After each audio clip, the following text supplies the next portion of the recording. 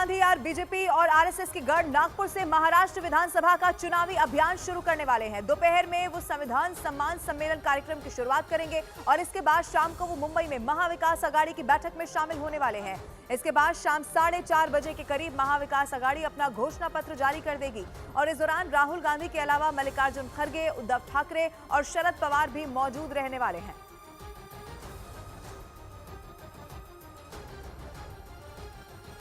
और उधर महायुति आज कोल्हापुर में प्रचार सभा करने वाली है और इस दौरान मुख्यमंत्री एकनाथ शिंदे, उप मुख्यमंत्री देवेंद्र फडणवीस और अजित पवार भी मौजूद रहेंगे। इस दौरान महायुति बड़े चुनावी वादे कर सकती है। बताया जा रहा है कि महिलाओं, युवाओं और किसानों के लिए 10 बड़ी घोषणाएं हो सकती हैं, जबकि अजित पवार गुट भी आज ही अपना मैनिफेस्टो जारी कर देने वाला है। महाराष्ट्र का ये जो दंगल है वो बड़ा ही अब दिलचस्प हो चला है। एक तरफ राहुल गांधी यहां पर चुनाव प्रचार करते हुए दिखाई देंगे और दूसरी तरफ महायुति भी पूरी तैयारी में यहां जुटी हुई है।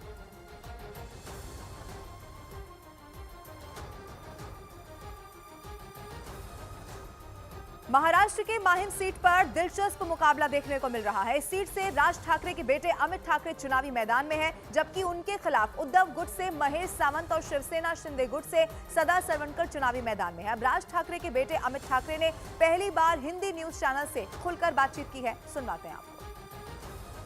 महाराष्ट्र चुनाव में सबसे ज्यादा अगर किसी की नजर होगी तो वो माहिम सीट पे होगी, क्योंकि माहिम सीट पर बड़े बड़े उम्मीदवार लड़ रहे हैं और उनमें से एक चेहरा है एमएनएस प्रमुख राज ठाकरे जी के बेटे अमित ठाकरे का। अमित, पहला चुनाव है, मतलब टेंशन है, प्रेशर है, बटरफ्लाई इस वक्त में क्या हो रहा है? नहीं, उतना मैं कॉन्फिडेंट हूँ, इसलिए मुझे प्रेशर नहीं है।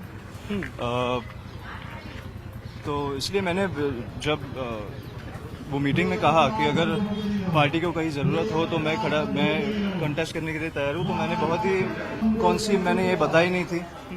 वो साहब के ऊपर मैंने छोड़ा था, अगर खड़ा किया तो वो उनके ऊपर था, पर मुझे उतना विश्वास था कि मैं कहीं भी जाऊँ, मेरा उतना कनेक्ट है लोगों से कि मैं परफॉर्म कर सकता हूँ। तो ये मतलब कि जो डिसीजन था वो आपके फादर राज जी का था या फिर आपका था? मैंने वो उन पे छोड़ा था।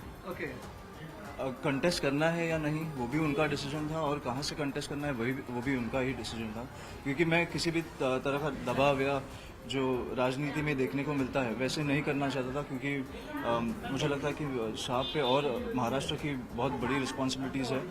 उन्हें सब कैंडिडेट्स उनके लिए एक जैसे, और उनका एक आंख अगर माहिम की तरफ रहेगा तो मुझे लगता है कि कहीं तो वो उनका फोकस कहीं हिलना नहीं चाहिए। इसलिए मैंने उनसे कहा था कि आपके ऊपर कोई प्रेशर नहीं है, आप जो डिसीजन लोगे उससे, पर अगर पार्टी को जरूरत हो तो I would like to contest. 2006 के बाद एमएनएस हुई। एमएनएस 18 सालों के, जब 2006 में आपकी एज महज, अगर आई एम नॉट रॉन्ग, 14 साल की थी। आप पिछले 18 साल को एमएनएस को बहुत नजदीक से, आपकी खुद की पार्टी है, इससे एक लेगेसी बोलेंगे कि आप आगे बढ़ा रहे हैं? लेगेसी मतलब मैं वापस बोलूँ कि जब अच्छा पीरियड चल रहा था पार्टी का 2006 से या 9 से लेके आपने 12 तक देखा, 14 तक देखा, तब आप मुझे बोलते तो मैं राजनीति में नहीं आता। ओके। उसके बाद जो 10 साल हमने देखे हैं, उसके बाद और जो साहब ने काम किया है, जो महाराष्ट्र की जनता उनसे जुड़ी है, उसके बाद मुझे लगा कहीं तो कि ये जो 10 साल है ये ना साहब को कभी देखना चाहिए ना महाराष्ट्र सैनिक को। इसलिए मुझे लगा कि मैं अगर इसमें 10% भी अगर कंट्रीब्यूट करूँ तो मुझे लगता है कि मेरे लिए बहुत बड़ी चीज़ होगी। इसलिए मैंने ये लेगेसी की बात कही, इसलिए मैं बोल रहा हूँ कि मुझे तब फील हुआ कि मुझे कहीं तो आना चाहिए। मिल रहे हैं, डोर टू डोर कैंपेन कर रहे हैं, लोगों का क्या रिस्पॉन्स आ रहा है? बहुत ही अच्छा। अभी मुझे लगता है अपनी एक बिल्डिंग हमारे साथ अब घूमे, इसलिए मुझे लगता है कि जो रिस्पॉन्स है, एक्चुअली देखा जाए तो ये प्रचार करते वक्त, डोर टू डोर करते वक्त थकना चाहिए, पर वो थकाव महसूस नहीं हो रहा है, क्योंकि जिस प्रकार से लोग आ रहे हैं, उनके आँख में आंसू आ रहे हैं, अंदर बुला रहे हैं, मतलब जो रिस्पॉन्स आ रहा है वो बहुत ही मेरे लिए बहुत बड़ी बात है। हमें एक प्रेशर रहता है कि आप राज ठाकरे जी के बेटे हैं, फर्स्ट टाइम चुनाव लड़ रहे हैं, एक परफॉर्मेंस का प्रेशर रहता है कि नहीं जीतना है। ये परफॉर्मेंस का प्रेशर इसलिए नहीं है क्योंकि मेरे इंटेंशन साफ है। मैं किसी भी प्रकार की राजनीति करने के लिए नहीं आया हूँ। मुझे मालूम है माहिम में अगर मैं चुन के आऊँ तो मुझे क्या करना है, फोकस क्लियर है, इसलिए वो प्रेशर नहीं है, क्योंकि जो करना है लोगों के लिए करना है, खुद के लिए नहीं करना। सदा सरवणकर जी शिंदे गुट से हैं, महेश सावंत यूबीटी से हैं, उनको बहुत मनाने की कोशिश की गई, मत लड़े, नहीं लड़े, आप भी you are smiling like anything, फिर भी वो अड़े हुए। कल आपसे मिलने, आपके फादर से मिलने भी गए थे वो? नहीं, मेरी फादर की तरफ से कोई कोशिश नहीं थी, क्योंकि जो नैरेटिव सेट किया जा रहा है वो झूठ है, इसलिए मैं उस पर कुछ बोलूंगा नहीं। पर ऐसी कुछ कोशिश नहीं हुई थी।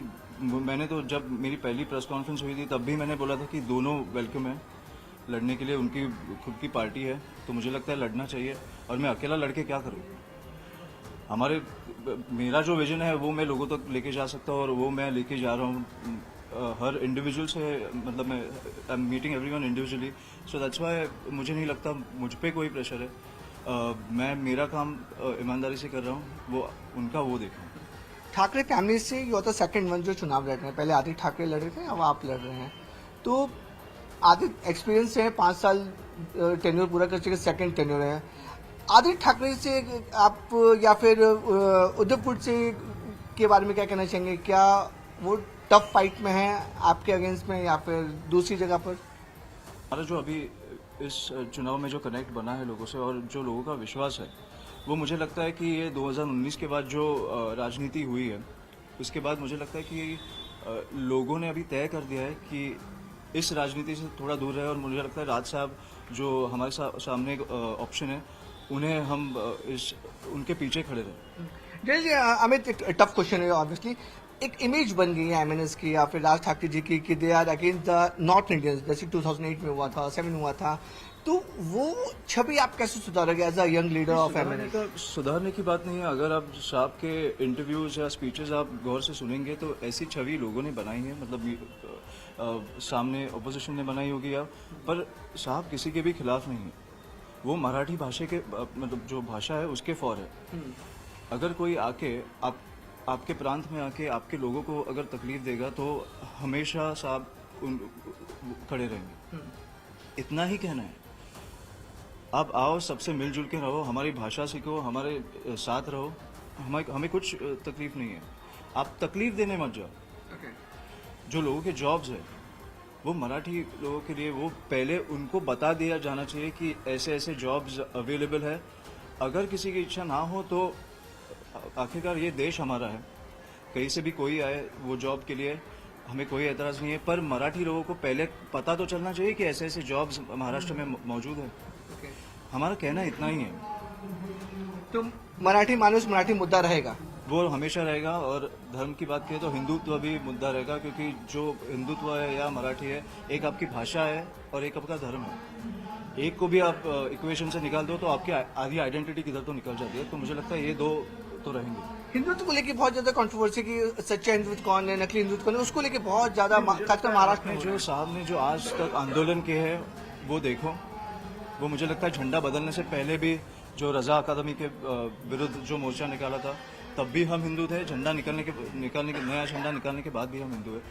उसके पहले भी मराठी थे, उससे बाद भी मराठी रहेंगे। इसलिए जैसे जैसे मुद्दे सामने आएंगे हम वैसे वैसे उठाते रहेंगे। पर मतलब वो बोलते हैं ना कि हम उंगली करने नहीं जाते, आप भी उंगली मत करो।